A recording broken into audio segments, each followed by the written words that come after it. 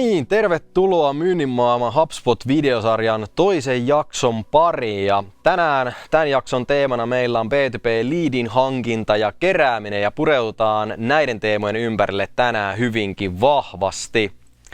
Lyhyesti alkuun, mun nimi on Teemu Lahti ja toimin täällä Myynnin maan puolella meidän kasvumarkkinointi- ja sisältömarkkinointiyksikön liiketoiminta vastaavana.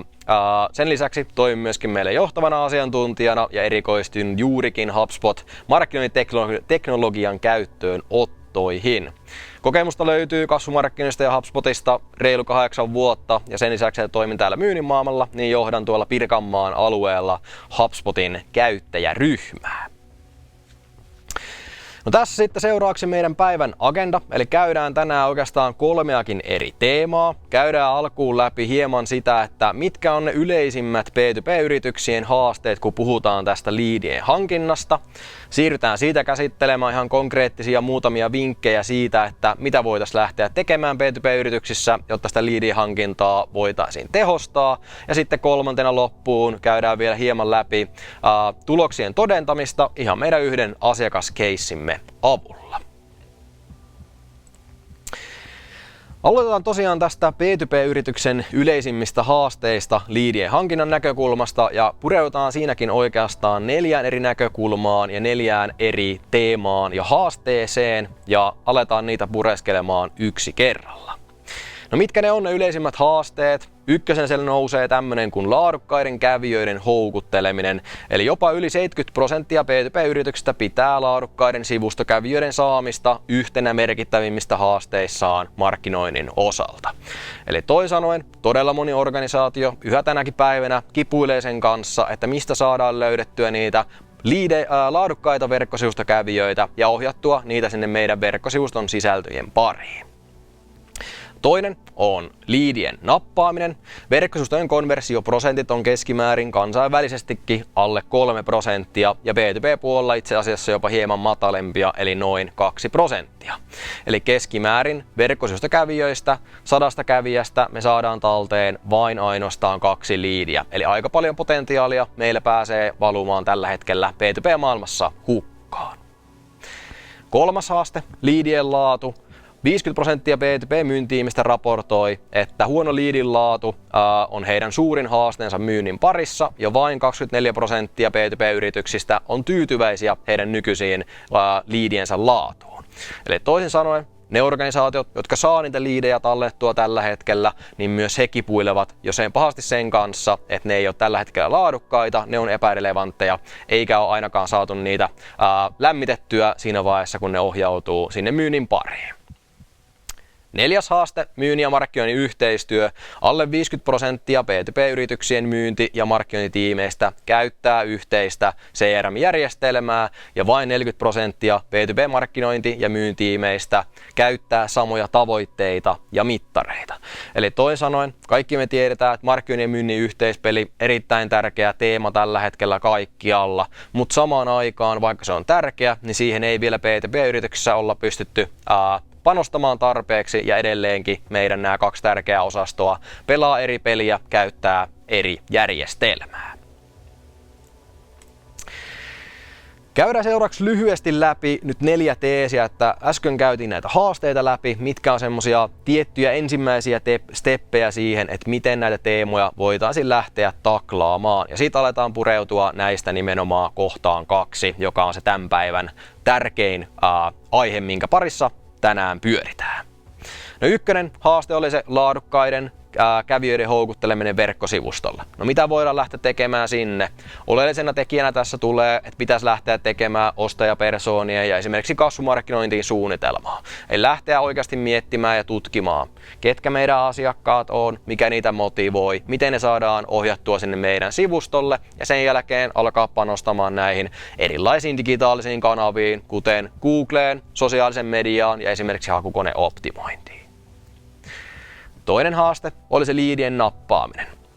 Tässä korostuu juurikin nämä erilaiset verkkosivustojen konversiotyökalut, jotka on nimenomaan suunniteltu siihen, että nyt kun me saadaan se kävijä sivustolle, niin sieltä löytyisi useita eri keinoja siihen, miten niitä liidejä voitaisiin saada paremmin talteen. Esimerkiksi että löytyisi näitä erilaisia keskustelualustoja, kuten chatbot, kalenterivarausjärjestelmää ja esimerkiksi jotain ladattavaa materiaalia, minkä se asiakas saa tai liidi saa ladattua sieltä ja saisi heti jotain lisäarvoa itselleen. Tämä on se teema, mistä nyt tänään erityisesti keskustellaan.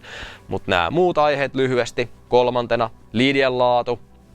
Mitä siellä voidaan lähteä tekemään heti alkuvaiheessa? No onko meillä käytössä liidien pisteytystä, eli kriteerisoidaanko me meidän niitä omia liidejä jonkun järjestelmän avulla? Käytetäänkö me markkinointiautomaatioita ja nurturointia, jolla saataisiin sitä lämmittelyä paremmin tehtyä? Onko meillä sisältöjä, jotka tukee sitä meidän sisältömarkkinointia verkkosivustonkin puolella? Ja sitten 4, eli myynnin ja markkinoinnin yhteistyö, eli otetaan se yhteinen moderni CRM-järjestelmä käyttöön ja viedään ne osastot sinne yhden työkalun sisään ja erityisesti, että yhdistetään markkinoinnille ja myynnille yhteiset tavoitteet, yhteiset mittarit läpinäkyvästi. Kohtaa 3, tämä liidien laatu. Tämä tulee teille tutuksi vielä jaksossa 3 ja kohta 4, eli myynnin ja markkinoinnin yhteistyö. Tästähän käsiteltiinkin jo Erno ja Miran toimesta jaksossa numero 1. Mutta tänään tullaan nimenomaan keskittymään tähän kohtaan 2, liidien nappaaminen. Miten sitä voitaisiin lähteä paremmin tekemään? No joo. Kuinka lähteä sitten onnistumaan näissä liidin hankinnan stepeissä, niin oleellista tässä on pystyä ekana tunnistamaan se juuri teidän tilanne, juuri teidän haaste. Eli lähteä käsittelemään sieltä alusta alkaen, missä juuri nämä meidän ongelmat on ja mitä meidän sitten kannattaa lähteä tekemään. Että onko se meidän haaste se, että me ei nyt saada nimenomaan tuotettua laadukkaita verkkosivustokävijöitä. Jos se on tilanne, onko meillä kanavat kunnossa, otetaanko me kaikki hyöty irti vaikkapa sosiaalisen median mainonnasta tai Googlen kaikista mainosmuodoista. Vai onko meillä se haaste, että me saadaan just niitä kävijöitä, mutta ne ei konvertoidu meillä liideiksi, eli ei saada yhteystietoja talteen. Jos tilanne on tämä, pitääkö meidän lähteä tekemään ländereiden kehittämistä vai pitääkö meidän lähteä tuomaan juuri näitä erilaisia konversiotyökaluja käyttöön. Vai onko meillä haasteena, että saadaan jopa liidejäkin kerättyä, mutta laatu on kehno siinä vaiheessa, kun ne ohjautuu myynnille. No, pisteytettiinkö me niitä liidejä jo tällä hetkellä? Tarjottiinko me sisältöä heille, jotka auttaa siinä ostopäätöksessä? Ja käytetäänkö me hyödyksi sitä markkinointiautomaatiota tässä taustalla? Vai onko se haaste se 4, että markkinoinnin tuottamat liidit ei ohjaudu sinne myynnille jostain syystä tai myynti ei saa kaikkea markkinoinnin keräämää tietoa, että onko siellä yhteispelissä jotain. Että jos se on tämä ongelma, niin onko se ratkaisu sitten juurikin tämä, että kehitetään sitä meidän markkinoinnin ja myynnin yhteispeliä ja viedään nämä asiat samaan järjestelmään. Kuten tuossa sanoin, niin mihin me tänään keskitytään nimenomaan sen haaste numero 2 taklaamiseen, eli siihen, että miten niitä liidejä saataisiin paremmin napattua siellä verkkosivuston puolella. Ja tämä aihe on erityisen tärkeä senkin takia, että varsin monessa B2B-yrityksessä tehdään jo jotain steppejä juurikin siihen ensimmäiseen vaiheeseen. Eli on käytössä jonkunlaisia esimerkiksi Googlen hakusanamainontaa, ehkä tehdään jopa jonkun verran sisältöjä esimerkiksi someen, mutta sitten se putki alkaa katkeamaan ja liidien määrä kenties laskemaan ja sen takia tänään käsitellään juuri tätä aihetta nyt tarkemmin. Alkuun lyhyesti pari termiä tutuksi, eli mitä tarkoittaa liidien hankinta tai liidien generointi. Yleisesti ottaen tämä liidien generointi tai liidien hankinta tarkoittaa erilaisia toimenpiteitä, jotka tähtää siihen, että verkkosivustolta saataisiin nimenomaan enemmän yhteystietoja talteen. Eli kun saadaan kävijä sivustolle, niin saataisiin se henkilö täyttämään joku lomake, käymään joku keskustelu, josta me saataisiin vähintäänkin hänen sähköpostiote talteen markkinoinnin tai myynnin käytettäväksi. Toinen tärkeä termi tutuksi on konversioprosentti. Tämä konversioprosentti tarkoittaa esimerkiksi tässä tapauksessa sitä, että kuinka moni verkkosivustokävijä prosentuaalisesti päätyy sen yhteystiedon meille luovuttamaan. Ja tämä on juurikin se B2B-markkinoinnin keskiarvo, että jopa alle 2% on se konversioaste. Ja tänään lähdetään nyt pureutumaan tarkemmin juuri tähän liidien nappaamiseen ja sen merkityksiin B2B-yrityksissä. No, jotta ymmärretään tämä asian tausta mahdollisimman hyvin, niin ennen kuin mennään tähän lead-hankintaan, niin käydään vielä yksi tärkeä ja oleellinen asia läpitä yhdessä, eli tarkastellaan yhdessä hieman B2B-ostoprosessia ja sen vaiheita. B2B-ostoprosessia menee pääsääntöisesti 5 vaiheen läpi. Siellä on kiinnostusvaihe, tiedonhaku, harkinta, ostaminen ja asiakkuus. No sitten kun me lähdetään miettimään, että okei, no mistä vaiheesta yleensä näitä liidejä saadaan tuotettua, niin ne vaiheet on usein vaiheet 2, 3 ja 4, eli tiedonhaku, harkinta ja sitten ostamisen vaihe. Eli toisin sanoen on olemassa liidejä, jotka etsii tietoa, lataa oppaita, infograafeja, laskureita tai katsoo webinaaritallenteita, eli etsii tietoa tavalla tai toisella. Sitten meillä on niitä harkintaliidejä, jotka taas lataa case-tarinoita, tuotearviointeja, demoja, ottavat käyttöön trialeita tai käyvät keskusteluja esimerkiksi sen chatbot-alustan avulla. Ja sitten on niitä ostajia, eli niitä henkilöitä, jotka me saadaan talteen siinä vaiheessa, kun ne ottaa yhteyttä yrityksiin täyttämällä juuri yleensä tämmöisen yhteydenottolomakkeen. Ja nämä tyypithän tai nämä liidithän on jo niitä henkilöitä, jotka on valmiita ostamaan, mutta nyt ne enää miettii, ostaako ne teiltä sen, ostaako ne joltain muualta sen. Ja jos näitä nyt aletaan purkamaan sitten, että no mikä on monen B2B-yrityksen nykytilanne tämän liidihankinnan näkökulmasta. Oman kokemuksen mukaan valtaosalla B2B-yrityksistä on taustalla vähintäänkin kohtuullisen hyvät verkkosivut. Siellä löytyy palvelusivuja, sieltä löytyy jopa jonkun verran artikkeleita ja jotkut jopa tuottavat näitä säännöllisesti sinne lisää. No, aika monella yrityksillä on käytössä jo vähintäänkin Googlen hakusanamainonta, mutta ehkä muut Googlen ja sosiaalisen median mahdollisuudet on vielä hieman ainakin alihyödynnettyjä. Ja sitten verkkosivustolta löytyy aika usein juurikin yhteydenottolomake, sieltä yhteystiedot sivun takaa ja ehkä jopa jossain tilanteessa tarjouspyyntölomake.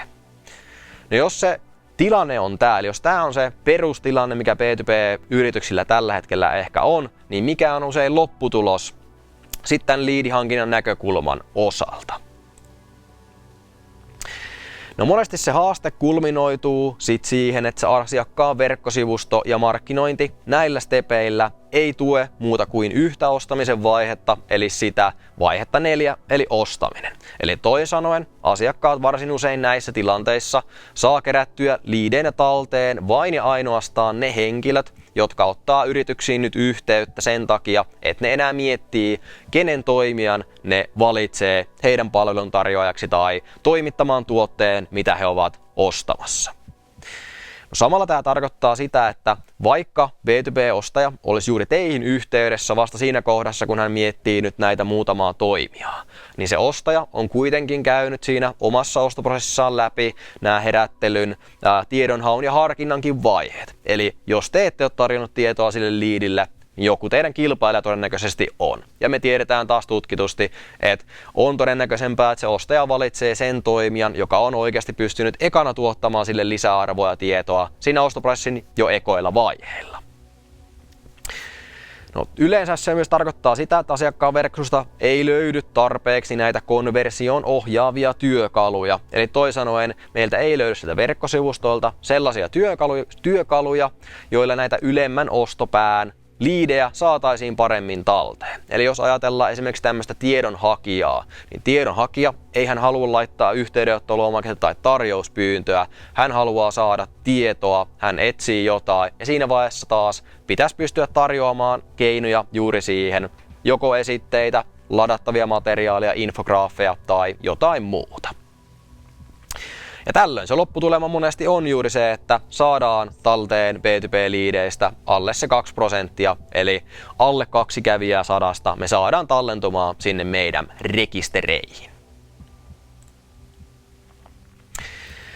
Nyt kun ollaan käyttää taustaa ja haasteita läpite, niin hypätään seuraavaksi nyt sitten näiden vinkkien pariin ja käydään tässä kohtaa läpi 4 vinkkiä siihen, että kuinka voit tehostaa tätä B2B-liidin hankintaa.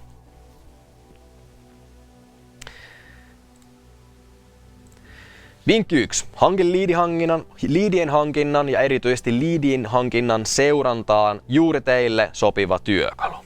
Ja jos se liidien nappaaminen verkkosivustolta on teille tärkeä teema, niin jota halutaan lähteä kehittämään, niin on myös tärkeää pystyä paremmin alkaa ymmärtämään, että mitkä juuri ne meidän ongelmakohdat on. Ja sen takia olisi hyvinkin oleellista heti alkuvaiheessa valita itselleen käyttöön joku järjestelmä, joka nimenomaan tukee teitä tämän ongelman ratkaisemisessa. Kuten esimerkiksi HubSpot on yksi sellainen järjestelmä, joka pystyy tarjoamaan suoraan työkaluja käyttöön, ratkaisemaan tätä ensimmäistä ongelmaa. Ja sieltä voidaan suoraan esimerkiksi nähdä ja seurata, mistä me nyt saadaan kävijöitä, mitä sisältöjä nämä kävijät tällä hetkellä kuluttavat, missä kohdin he poistuvat meidän verkkosivustolta yleensä, kuinka paljon he jaksavat usein lukea niitä meidän sisältöjä, mitkä on meidän nykyiset konversioprosentit eri palvelusivuilla tai laskeutumissivuilla, millä keinoin me nyt saadaan kerättyä liidejä kokonaisuutena ja mitkä kanavat tai työkalut tuottaa meille kaikista eniten pitkälläkin aikavälillä niitä liidejä ja jopa nähdään sieltä suoraan,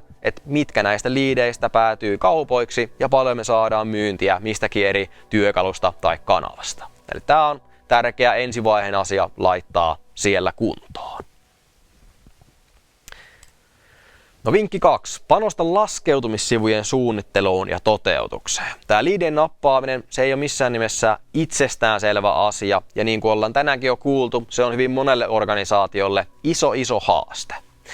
Laskeutumissivut on tutkitustikin yksi paras keino alkaa keräämään näitä liidejä talteen. Eli ensi kerralla, kun teillä on tulossa jonkinlainen markkinointikampanja, tapahtuma, mikä tahansa, niin muistakaa panostaa siihen laskeutumissivuun. Onhan siellä toimiva laskeutumissivu, hyvin kiteytetysti tuotu asiat esiin, mahdollisuus eri tavalla luovuttaa yhteystietoja käyttöön. Koska jos se verkkosivuston ländäri ei ole relevantti, niin on hyvin todennäköistä, että te ette saa sitä maksimaalista hyötyä irti ja ei saada näitä liidejä sinne meidän järjestelmään ollenkaan konvertoitumaan talteen. No vinkki 3. Ota käyttöön liidityökaluja sinne verkkosivuston puolelle. Eli jotta niitä liidejä saadaan talteen kaikista ostopolun vaiheista, niin meidän täytyy alkaa ottaa sinne sivustonkin puolelle kaikille tärkeille sivuille käyttöön erilaisia liidi- tai konversiotyökaluja, jotta siellä on juurikin niitä keinoja, että niitä liidejä voidaan alkaa tuottamaan. Ja harkitkaa ja ottakaa käyttöön nimenomaan esimerkiksi sitä chatbot-alustaa, tukemaan sitäkin mallia, että nykyään ostajat aika usein haluavat itse etsiä tietoja, saada omia ongelmiaan ratkaistua. Ja esimerkiksi juuri tämä chatbot-ajatus sopii tähän tarpeeseen todella hyvin, kuten vaikkapa erilaiset video- tai webinaaritallenteet. No, samalla on tutkittu, että lomakkeiden täytön todennäköisyys kasvaa jopa 40%, jos siitä lomakkeesta asiakas tai liidi saa itselleen heti jotain lisäarvoa. Eli jos lomakkeen taustalta saa jonkun ladattavan materiaalin, oppaan, esitteen, infograafin tai vaikkapa laskurin käyttöön, on huomattavasti todennäköisempää, että se liidi päätyy täyttämään sen meidän lomakkeen. Samalla on hyvä varmistaa, että olisihan teidän asiantuntijat tai teidän myyjät mahdollisimman helposti saatavilla varattua tapaamiseen. Ja tähän sopii esimerkiksi erittäin hyvin erilaiset tämmöiset kalenterivaraustyökalut, joka mahdollistaa sen, että verkkosivustolle tullut kävijä, kun se päätyy sinne laskeutumissivulle, hän voi itse suoraan kalenterinäkymästä varata juuri hänelle sopivan ajan, kutsut menee molemmille osapuolille ja homma on sitä kautta heti jo hyvin hallussa. No vinkki numero 4, eli viimeinen vinkki: mittaa, analysoi, kokeile ja kehitä. Tähän liidihankintaan verkkosivustolla ei ole olemassa vaan yhtä tapaa, yhtä polkua mitä kulkea, vaan jokaiselle yritykselle se vaatii hieman erilaisia steppejä. Yleensä tämä järjestys on hyvinkin samantyyppinen, mutta työkalut ja toimivat asiat saattaa poiketa toisistaan hyvinkin paljon. Sen takia olisi hyvä heti alkuvaiheessa laatia itselle jonkunlainen kokeilumalli. Eli tehdä alkuun jonkunlainen hypoteesi tai ajatus siitä, että tässä on tämä meidän ländäri. Ja alkaa sitten hahmottelemaan suoraan sinne, että okei, meillä voisi olla tässä intron jälkeen heti ensimmäinen call to action -painike, joka ohjaa soittoajan varaamiseen. Sitten siinä voisi olla heti toinen linkki, josta voisi päästä täyttämään jonkun lomakkeen. Voisi olla ehkä uutiskirjeen tilausmahdollisuus oikeassa alareudassa. Chatbot-ikkuna voisi ilmestyä vasempaa alareunaa. Eli lähteä tekemään joku alkuvaiheen suunnitelma, mitä työkaluja otetaan käyttöön ja mihin kohtaan ne tulee mitäkin meidän esimerkiksi sitä laskeutumissivua. Sen jälkeen kun tämä steppi on tehty, niin alkaa systemaattisesti seuraamaan. No kuinka hyvin nämä laskeutumissivut nyt toimii? Mitkä konversiotyökalut tuottaa niitä liidejä nyt? Minkälaiset sijainnit meillä toimii esimerkiksi parhaiten? Mitkä värivalinnat meillä toimii parhaiten? Eli tärkeää on lähteä sitten seuraamaan, katsoa miltä se näyttää, ottaa sieltä opit itselleen ja taas lähteä toistamaan. Taas mitataan, kokeillaan, analysoidaan, kehitetään. Eli yritetään olla mahdollisimman ketteriä ja oikeasti rohkeastikin tehdä niitä muutoksia siellä verkkosivuston laskeutumissivujen sisällä. No sitten vielä kolmas aihe tälle päivälle, eli se tuloksien todentaminen. Niin kuin sanoin, niin käydään näitä P2P-liidigeneroinnin tuloksien todentamisia läpi ihan meidän yhden asiakasesimerkkimme kautta. Keissinä meillä on tänään valtakunnallisesti toimiva rakennuskoneiden myyntiin, vuokraukseen ja huoltoon erikoistunut P2P-yritys, jonka kanssa myynnin maailma on tehnyt vuosia yhteistyötä. Ja käydään heidän osaltaan nyt tässä kohtaa läpite, mistä me lähdettiin heidän kanssaan liikkeelle, mitä me lähdettiin yhdessä heidän kanssaan muuttamaan ja mitä tämä muutos sai aikaan kokonaisuutena ja mitä tuloksia me sieltä saimme yhdessä. Käydään aika läpi se asiakkaan lähtötilanne. No siinä vaiheessa, kun me lähdettiin yhteistyötä tekemään, niin markkinoissa keskityttiin silloin heillä vain yhteen pääkanavaan. Käytännössä tehtiin siis vain yhdessä kanavassa Googlessa pienesti hakusanamainontaa ja muita mahdollisuuksia ei vielä siinä kohtaa otettu käyttöön. Tämä mainonta tässä kohtaa palveli kyllä sitä ostamisen vaihetta, eli jos asiakkaat etsivät heidän ratkaisuja, niin he päätyivät aika hyvällä prosentilla sinne verkkosivuston puolelle kyllä.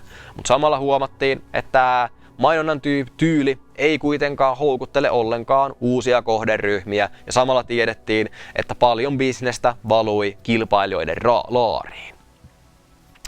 No samalla ei ollut myöskään kovinkaan tarkasti mietittyä markkinoinnin suunnitelmaa, eikä pitkän eikä lyhyenkään aikavälin tavoitteita, eli fokus oli ehkä siellä hieman siinä vaiheessa vielä hakoteillä. Ja sitten täällä juurikin tämä hyvin klassinen tilanne, että sieltä verkkosivustolta löytyi vain yhteystiedot sivuilta, tällainen yhteydenottolomake, eikä muita mahdollisuuksia tähän liidin keräämiseen. No kun me lähdettiin sitten asiakkaan kanssa keskusteluja käymään ja lähdettiin rakentamaan niitä muutoksen steppejä, no mitä me sitten saatiin siellä valittua muutoslistalle? No aivan ekana mitä me lähdettiin tekemään, niin me tehtiin asiakkaalle konkreettinen markkinoinnin suunnitelma, jonka se tärkein löydös oli se, että me käännettiin tämä asiakkaan nykyinen markkinointityyli tuotemarkkinoinnista asiakaslähtöiseen markkinointiin. Eli alettiin miettimään oikeasti asioita heidän asiakaskunnansa kautta, eikä vain tuoda tämän meidän asiakkaan tuotteita esiin silloin, kun niitä etsitään. No samalla kun se suuri ongelma oli siinä, että ei saatu ollenkaan käytännössä kiinni sitä uutta potentiaalista kohderyhmää, joka tällä hetkellä valui sinne kaikkien kilpailijoiden laariin.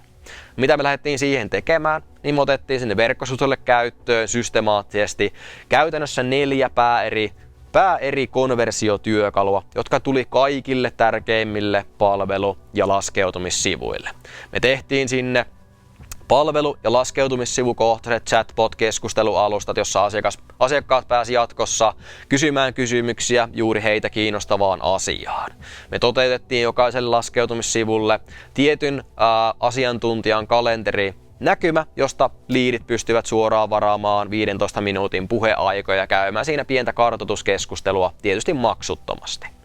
Me toteutettiin heidän kanssa yhdessä tämmöinen ladattava materiaali, kuinka käyttää heidän tarjoamia ratkaisujaan turvallisesti. Eli tuotiin heti tämmöinen harkinnan ja tiedonhakuvaiheeseen sopiva materiaali, minkä liidi pystyi helposti sieltä lataamaan itselle luovuttamalla yhteystiedot talteen. Ja sitten meillä oli erilaisia call to action -painikkeita, joita me tuotiin koko sivuston sisälle, jolla tähdättiin siihen, että me pystyttäisiin opastamaan ja ohjaamaan niitä liidejä siellä verkkosivustolla juuri meidän näkemyksestä niille parhaille ja sopiville laskeutumissivuille.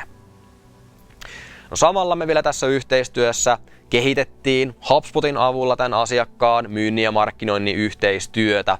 Eli lähdettiin tämän HubSpotin avulla hyödyntämään muun muassa markkinoinnin kohdennuksissa HubSpotiin kerättyä dataa, eli asioita, mitä myynti oli kerännyt heidän asiakkaista ja liideistä aiemmin.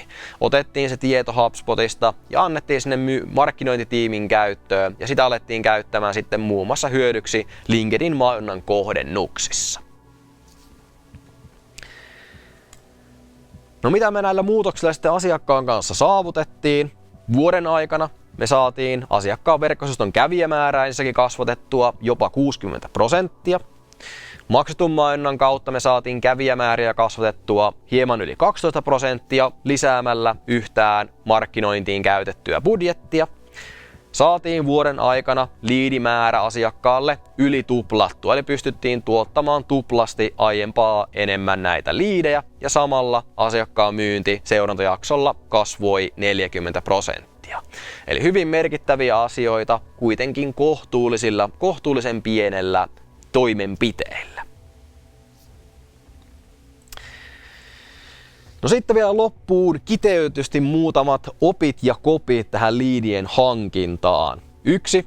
Ymmärrä asiakastasi, eli aidosti opiskele ja tutki, mitkä asiat sun asiakkaita motivoi, mitkä asiat sun asiakasta kiinnostaa ja mitä tietoa ne voisi haluta viedä kotia sieltä teidän verkkosivustonne sisältä.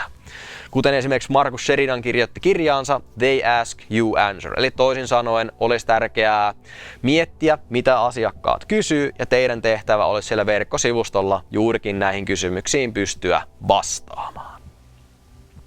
No toinen. Panosta sivustokävijöiden saamisen lisäksi aidosti myös siihen liidien saamiseen. Tee konversio-optimoinnin suunnitelmaa sinne verkkosivustolle, eli tutki, missä me ollaan nyt, mistä me nyt saadaan liidejä, ja sen jälkeen lähde ottamaan systemaattisesti käyttöön näitä erilaisia konversiotyökaluja esimerkiksi tämän HubSpotin alustan avulla. Ja 3. Tänään on paras päivä aloittaa. Kuten tämän päivän aikana näitä haasteita ja taustaa ollaan käyty läpi, tämä on hyvin yleinen haaste edelleen B2B-organisaatioissa. Eli juuri tämä liidien nappaaminen on hyvin merkittävä haaste. Ei vaan teillä, vaan hyvin todennäköisesti myös teidän kilpailijoilla siellä markkinassa. Ja ne, jotka uskaltaa nyt lähteä liikkeelle, niin voivat saada jopa hyvinkin merkittäviä tuloksia jo lyhyessä ajassa, kun siihen aletaan ottamaan edes niitä ensimmäisiä askeleita sen liidihankinnan tehostamisen parantamiseksi. Siinä oli tämänpäiväisen jakson asiat käytynä läpi. Iso kiitos vielä, että jaksoit katsoa tämän jakson loppuun. Ja jos asia herätti kysymyksiä tai haluat jatkossakin kuulla lisää esimerkiksi HubSpotista tai konversio-optimoinnista, niin tossa näkyy vielä QR-koodina mun LinkedIn-profiili. Ota profiili haltuun, käy laittamassa Connect-pyyntöä tulemaan sieltä. Ei muuta kuin kiitoksia ja nähdään taas seuraavissa jaksoissa.